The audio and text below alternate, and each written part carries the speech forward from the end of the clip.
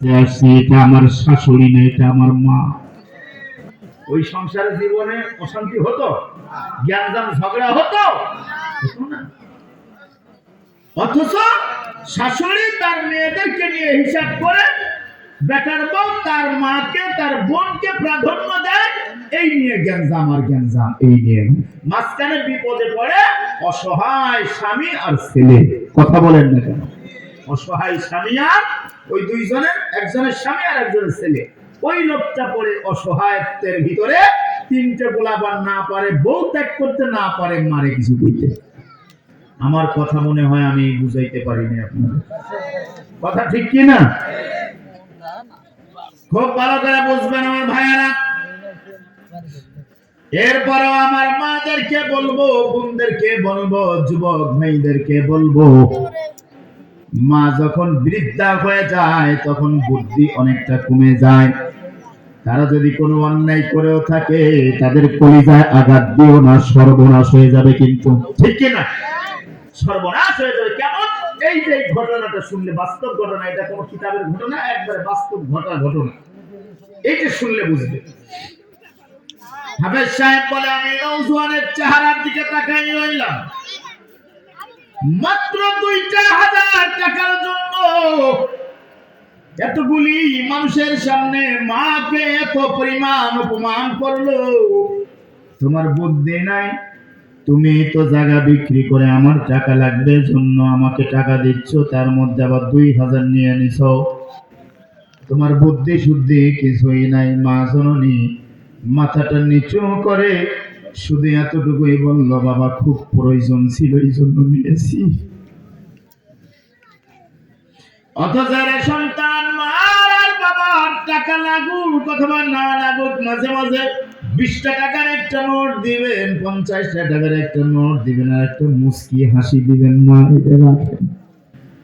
দেখবেন বাচ্চা কাচ্চারা দিলে যেমন ওরা খুশি হয়, মা বাবাও খুশি হবে। কারণ বাচ্চা আর মা বাবা এখন যে বয়স সেম। কথা বলেন? কামাই রোজগার বন্ধ হয়ে গেছে, টাকা আপনি সন্তান না দিলে পকেটে বাবার আসবে না। কিন্তু এখন তোমার বাবাকে বাজারে যাওয়ার জন্য ভ্যান ভাড়া বা রিক্সা ভাড়া 20 টাকা আপ ডাউনে দিলা হিসাব করে। তুমি যখন ছোট্টবেলায় স্কুলে পড়তা, মাদ্রাসায় পড়তা, তোমার টিফিনে 10 টাকা লাগলে তোমার ওই বাবাই 30 টাকা দিত। কথা বলেন ঠিক কিনা? কিন্তু ব্যবধান হলো, বাবা ছিল কৃষক, তুমি হলা একটা চাকরিজীবী। তোমার মন আর বাবার মন কখনো এক হতে পারে না। হাফেজ সাহেব বলে, আমি তাকাইয়া রইলাম, মার চেহারার দিকে তাকাইয়া দেখলাম মা বড় লজ্জা পেয়েছে, অপমান বোধ মনে করেছে। আল্লাহ তাআলা এই অপমান বোধটা হয়তো বরদাস্ত করে না। কারণ হাদিসে পাকের ভিতরে এসেছে, রিজাল রাব্বি ফি রিজাল ওয়ালিদাইন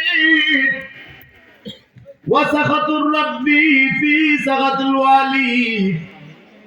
রাসূল কারীম সাল্লাল্লাহু আলাইহি ওয়াসাল্লাম বলেন, মা বাবা খুশি তো আল্লাহ খুশি, মা বাবা বেজার তো মাওলা বেজার হয়ে যায়। বলেন তো দেখি, ওই সময় ওই মুহূর্তে মা কষ্ট পাইছে নাকি পায়নি? পেয়েছে কিনা? হঠাৎ করে এবার মোহরি বলে দেন, কাগজপত্র দেন, দলিল হবে তো, আইডি কার্ডের ফটোকপি দেন। মাটা এখন ভ্যানিটি ব্যাগ তালাশ করে, আইডি কার্ডের ফটোকপি পায় না, জমিদাতা জিম্মা। এবার আরো কেমন জানি ভয় ভয় পাচ্ছে। এবার সন্তান না জানি এটা শুনলে কি বলে, আইডি কার্ডের ফটোকপি আনতে তো মনে নেই। বলতেছে নিস্তব্ধ কণ্ঠে, কাপো কাপো কণ্ঠে বলে, বাবা ভুলতে একটা হয়ে গেছে। কি হয়েছে মা? আইডি কার্ডের ফটোকপিটা সম্ভবত খাটের উপরে রেখে আসছি, ভ্যানিটি ব্যাগে রাখতে মনে নাই, আনতে মনে নাই। আচ্ছা সমস্যা নাই, আচ্ছা ভাই আপনি লেখেন, আমি নিয়ে আসতেছি। মা যাবো আর আসবো, মোটরসাইকেল আছে তো, সেলফ দিলাম, হ্যাঁ বিমান ফেরি। বর্তমান নওজোয়ানরা আইসুবহানাল্লাহ বিমানও বসাতে পারে না। কথা বলেন না কেন? আপনাদের তো গ্রাম অঞ্চলে এরকম টান দেখেন কিনা জানি না, কিন্তু আমরা দেখি আইলে টান। তার ভিতরে আবার নওজোয়ানরা একটু আপডেট হয়েছে, সাইলেন্সার ফুটো করছে। কথা বলেন না কেন?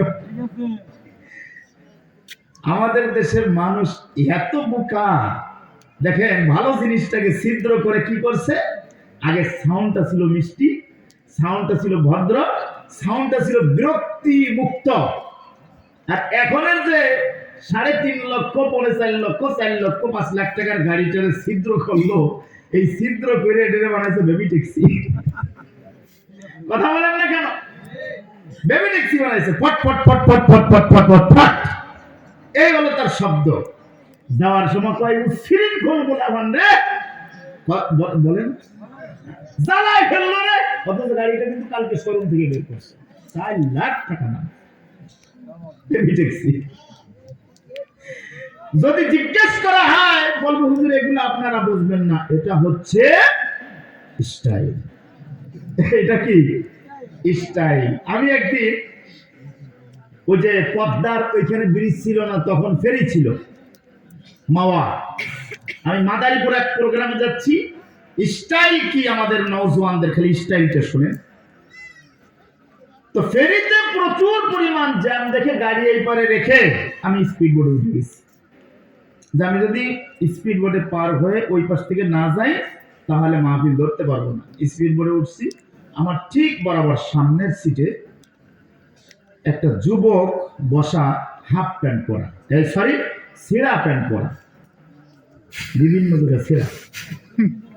এখন আমি তো আসলে মডেল টডেল বুঝি না, আমার ডাইন পাশে যে লোকটা বসে হারে কইলাম যে ভাই এই লোকটারে দেখতে তো মনে হয় বড় লোকের পোলা, কিন্তু এর কি ভালো কোনো প্যান্ট নাই, ছেঁড়া প্যান্ট পরে আসছে। ও আমার হাত চিপি দিয়ে ধরে কয় হুজুর আসতে বলেন, ওটা ছেঁড়া প্যান্ট না। আমি কই না ছেঁড়া প্যান্ট, আমি নিজে দেখতেছি, আপনি কোন ছেঁড়া প্যান্ট? কয় না ওটা ছেঁড়া প্যান্ট না। আমি বললাম তাহলে এটা কি? আমি তো নিজে দেখবো, শরীর দেখা যায়। তো ওটা হলো এই যুগের স্টাইল। সেদিন এই যে গত 2 সপ্তাহ বা 3 সপ্তাহ আগে একটা নওজোয়ান, তার হয়তো 2 বা 3 জন সন্তান, মোটরসাইকেল চালা আসছে, পিছনে আর এক ভদ্রলোক আছে, এই পরিমাণ দাড়ি, পাঞ্জাবি পায়জামা পরা। এই ড্রাইভার, আল্লাহ মাফ করুক, বিশ্বাস করবেন কিনা জানি, ঠিক এই পর্যন্ত একটা হাফ প্যান্ট, আগে ছিল 3 কোয়ার্টার, এখন হয়েছে কি 2 কোয়ার্টার, এরপরে হয়েছে 1 কোয়ার্টার। না হাফ কোয়ার্টার হলে তো মাপ পাওয়া যাইতো, 1 কোয়ার্টার মানে 25% আছে। আমার তো ভয় যে ওইটুকু বাদ হয়ে যায় কিনা, আল্লাহ বলেন। আচ্ছা বলেন তো, এটা কি কোনো স্টাইল? নির্লজ্জ, বেহায়া, শরম নাই, লজ্জা নাই, যার ঈমান নাই। কথা বলেন না কেন? যার লজ্জা নাই তার ঈমান নাই। ওর গুনাহ হচ্ছে, আমি ওকে দেখলাম, আমারও গুনাহ হচ্ছে, ঠিক না? ওর গুনাহ হচ্ছে, আমি দেখলাম, আমারও গুনাহ হচ্ছে। অনেক সময় আপনাদের চায়ের দোকানে টিভিতে সিনেমা চলে না, দোকানদারও গুনাহগার হচ্ছে, কাস্টমারও গুনাহগার হচ্ছে, যে হেঁটে গেল সে দেখলো তারও গুনাহ হচ্ছে। এই জন্য এই প্রকাশ্য গুনাহগুলি বন্ধ করেন সমাজ থেকে। হাফ প্যান্ট পরা বাদ দেন, টিভিতে সিনেমা ওপেনলি চালানো আপনারা ভূমিকা নেন, যুবক ভাইয়েরা, এগুলো বন্ধ করেন। বেশি লোক লাগে না, সমাজে 2-1 জন থাকলেই হয়, হযরত ওমরের মতো। আমার বাড়ি গোপালগঞ্জ সদর থানা, কাঠি ইউনিয়ন, খেলনা গ্রাম, ছোট্ট একটা গ্রাম। আমাদের 5 মিনিট লাগে এক পাশ থেকে অন্য পাশে যাইতে। আমার ছোট ভাইয়ের একটা দোকান আছে, চাচাতো ভাই, সেদিন এই সিনেমা চালাইছে টিভিতে ওর দোকানে। আমি গিয়ে বলছি, তুমি আমার ছোট ভাই, ফারদার আমি যেন এই টিভিতে কোনো সিনেমা না দেখি। সরকার পতনের কিছুদিন আগে বললাম, বর্তমান পরিবেশ পরিস্থিতি, খবর আমাদেরও শুনতে মনে চায়, দেখতে মনে চায়, তোমরা খবর দেখো, খেলা দেখো, আমার কোনো আপত্তি নেই, কিন্তু কোনো বেহায়াপনা, কোনো ছবি সিনেমা যদি এই টিভিতে ছাড়ো, আমি কিন্তু টিভিটা ভেঙে ফেলবো, কেউ ঠেকাতে পারবে না। আলহামদুলিল্লাহ, ওই এক ধমকেও সাবধান হয়ে গেছে। এক ধমকে, বেশি লোক লাগে না তো, বেশি লোক লাগে না, তবে ধমক যে দিবেন তার পিছনে লোক ভাই ব্রাদার আছে কিনা এটা ভাইবে দিবেন, নাইলে আবার মায়ের খেয়ে শুয়ে পড়তে হবে। কিন্তু কথা বলেন না কেন? না সবগুলো না বললে তো কাছে পড়বেন আপনারা, ঠিক না ভাই? আমি আমি যদি বলি যে ভাই ঘুমের থেকে যখনই উঠছেন তখনই ফজরের নামাজ পড়বেন, তখন যদি সূর্য উদয়ের টাইম হয় তখন পড়লে তো নামাজ হবে না। তার মানে আমার বুঝাই বলতে হবে, হঠাৎ করে উঠতে পারেন নাই, উঠতে দেরি হয়ে গেছে, আপনি টাইম দেখেন সূর্য উদিত হওয়ার 23 মিনিট পর গিয়ে আবার নামাজ পড়বেন, সবই বলতে হবে। তাহলে এবার শোনেন, হাবেজ সাহেব বলেন আইডি কার্ড আনার জন্য নওজোয়ান তার বাইক চালিয়ে খুব দ্রুত গতিতে চলছে। মাত্র 2-2.5 কিলোমিটার যাওয়ার পরে একটা ব্রিজ বাদে, ব্রিজের নাম হলো হরিদাসপুর ব্রিজ। এই ব্রিজটা রাস্তা স্বাভাবিক পর্যায় থেকে একটু উঁচু, ব্রিজে উঠে আবার নিচু, এইভাবে একটু নিচু রাস্তা, খুব দ্রুত গতির একটা রাস্তা, ব্যস্ত রাস্তা, খুলনা টু ঢাকা মহাসড়ক, গোপালগঞ্জের উপর দিয়ে। এই বিশ্ব রোডে একটা টান মারছে নওজোয়ান, এরা মুসলমান, টান মারছে, সামনে থেকে একটা দ্রুত গতির একটা চেয়ার কোচের গাড়ি আসতেছিল। আল্লাহ সময় দেয় নাই, নওজোয়ান তার বাইক সহ গাড়ির নিচে চলে গেছে। নওজোয়ান এমন ভাবে মৃত্যু হয়েছে ওই জায়গায়। পকেটের ভিতরে যে মোবাইলটা ছিল সেটা পর্যন্ত একবারে ছাইয়ের মতো গুঁড়া গুঁড়া হয়ে গেছে। পুলিশ ওখানে চলে আসছে, পুলিশের ওই জায়গার সাব ইন্সপেক্টর তার পকেট চেক করে মোবাইল পেয়েছে, কিন্তু মোবাইল তো অকেজো, সিমটা ওই ইন্সপেক্টরের মোবাইলে ভরছে। ইতিমধ্যে প্রায় 1 ঘন্টা পার হয়ে গেছে। মায়ের টেনশন যে ব্যাপার কি, এত দেরি তো হওয়ার কথা না। বলেন তো সন্তানের কিছু হলে পৃথিবীতে আল্লাহর পরে রসুলের পরে আগে কে জানে? সন্তানের কিছু হলে আগে কে জানে? মা জানে। মায়ের অন্তরে কিন্তু সব সব ভাব,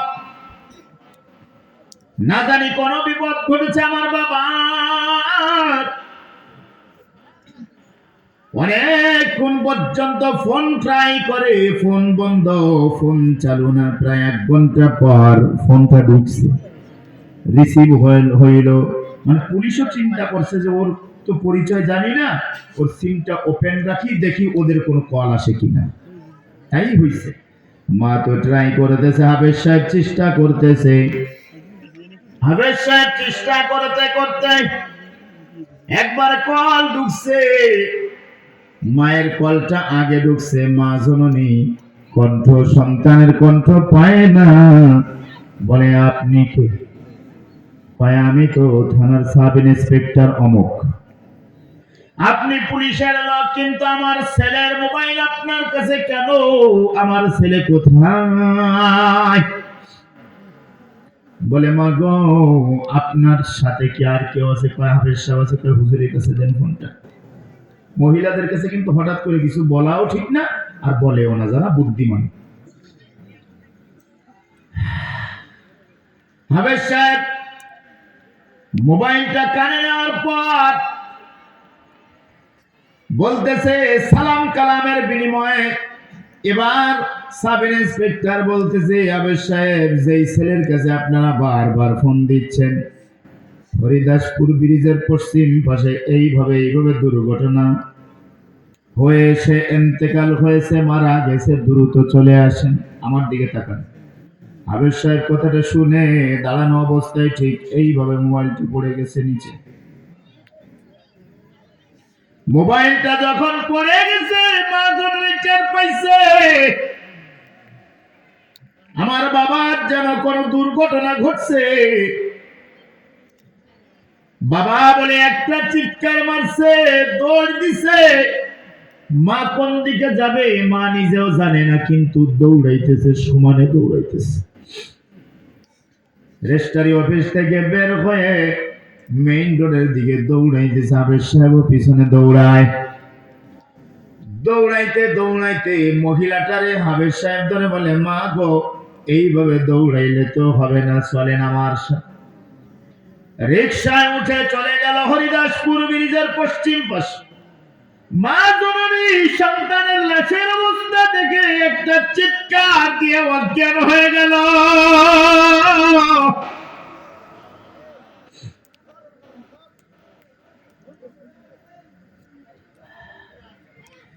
এরপরে আল্লাহর কাছে দুই হাত জাগিয়ে যখন জ্ঞান ফিরছে, আল্লাহর কাছে দুই হাত জাগিয়ে কাঁদতেছে আর বলতেছে, আল্লাহ, আমার ছেলে আমাকে মানুষের সামনে অপমান করছে, আমি তো তোমার কাছে কোনো বদ্ধ করি নাই,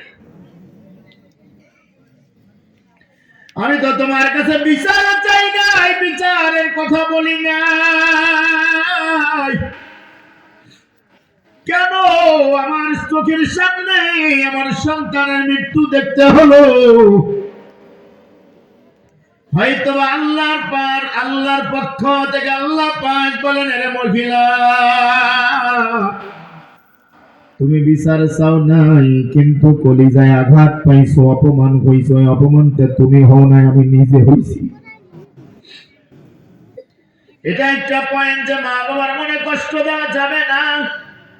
আরেকটা পয়েন্ট হলো জমি রেজিস্ট্রি করবে, টাকার দরকার, ওই টাকা তো খরচ করতে পারলো না, টাকা তো পকেটেই রইলো, টাকা দিয়ে কোনো লাভ হলো না, মৃত্যু হয়ে গেছে, ঠিক কিনা জোরে বলে। এজন্য আমার ভাইরা, জন্মগ্রহণের সিরিয়াল আছে, কিন্তু মৃত্যু বরণের কোনো সিরিয়াল নাই। বাবার পরে সন্তান মরবে, সন্তানের পরে তার সন্তান মরবে, এমন কোনো কথা নাই, আছে নাকি? বড় বড় মানুষের সামনে ছোট ছোট মানুষ মারা যায়, ছোট মানুষের সামনে বড় মানুষ মারা যায়, ভাইয়ের সামনে বোন, বোনের সামনে ভাই, মায়ের সামনে সন্তান, সন্তানের সামনে মা, কোনো ব্যাপার না, ঠিক কিনা? এই জন্য মুসলমান, এই যে বাড়ি ঘর, টাকা পয়সা, ধন দৌলত যাই করতেছি, কখন কে চলে যাবে রেখে কেউ জানে না, ঠিক কিনা? বলেন না, কে জানেন? জোরে বলেন, কে জানেন? একমাত্র আল্লাহ জানেন। এই জন্য আমার ভাইয়েরা, আজকে হয়তো আমাদের জীবনের শেষ মাহফিল হতে পারে, এই ময়দান থেকে শুনে যান, আল্লাহ হলেন এমন একজন রব, তার আগেও কিছু ছিল না, পরেও কিছু থাকবে না, ঠিক কি না বলেন? ওয়াল আউয়াল ওয়াল আখির, আল্লাহ হলেন শুরু, আল্লাহ হলেন শেষ। ওয়াল যাহির ওয়াল বাতিন, আল্লাহ হলেন প্রকাশ, আল্লাহ হলেন গোপন, আল্লাহ প্রকাশ্যেও আছে, আল্লাহ তাআলা গোপনেও আছেন, জোরে বলুন সুবহানাল্লাহ। এই রওহা এলাকায়, দিগলকান্দি এলাকায় আল্লাহ তাআলা প্রকাশ্যেও বিরাজমান, আল্লাহ গোপনেও আমাদের সাথে আছেন, ঠিক কিনা জোরে বলে। কিন্তু এখন সচেতন যুগ, এখন সচেতন মানুষের অভাব নাই। আপনাদের ভিতর থেকে হয়তো বা মনে মনে কাহারও প্রশ্ন আসতে পারে, হুজুর, আল্লাহ গোপন আছেন এটা তো ভালো জানি, কিন্তু আল্লাহ যে প্রকাশ্যে আছেন এটা তো বুঝলাম না, কারণ আল্লাহর তো কোনোদিন আমি দেখি না, ঠিক না? আল্লাহ তো চোখে দেখি না, কিন্তু মুসলমান ভাইরা, আল্লাহরে কোনোদিন চোখে দেখি না, এটা যেমন সত্য, আল্লাহর কিছু কুদরত আমাদের সামনে প্রকাশ্যে আছে, ওই কুদরত গুলি তাকিয়ে দেখলে আর ওইগুলো নিয়ে গবেষণা করলে আমার কাছে মনে হয় আমার আল্লাহ বেশি দূরে না, আমার আল্লাহকে দেখেছি, আল্লাহকে পাওয়া কঠিন নয়, সহজ, ঠিক কি না বলেন? আপনাদের বাড়িতে নারিকেল গাছ আছে না? নারিকেল গাছ, তাল গাছ, এই নারিকেল গাছের দিকে একটু তাকান, বা তাল গাছের দিকে একটু তাকান। এই নারিকেল গাছে যখন ফল হয়, ছোট্ট ছোট্ট ফল, ওটাকে বলা হয় গুটি, তাই না? কিন্তু যখন একটু এই সাইজ বড় হয়, ওটা পাড়ে পেড়ে, ওটা সুস্বাদু একটা খাবার এবং উপকারী একটা খাবার মনে করে ওটা কি করে, কচি ডাব হিসেবে ওটা খাওয়া হয়। এই ডাবটা খায় রোগ মুক্তির জন্য, যেটা খেলে অনেক আয়রন আছে ডাবের পানিতে, রোগ সারবে। কিন্তু দুইটা শিকলা ফেলে দেওয়া হয়, দুই খণ্ড যে শুক্লা ছিল ফেলে দেওয়া হয়। কিন্তু এই ডাবটা ওই সময় না খেয়ে কিছুদিন যদি ওয়েট করে, ওটার নাম হয়ে যায়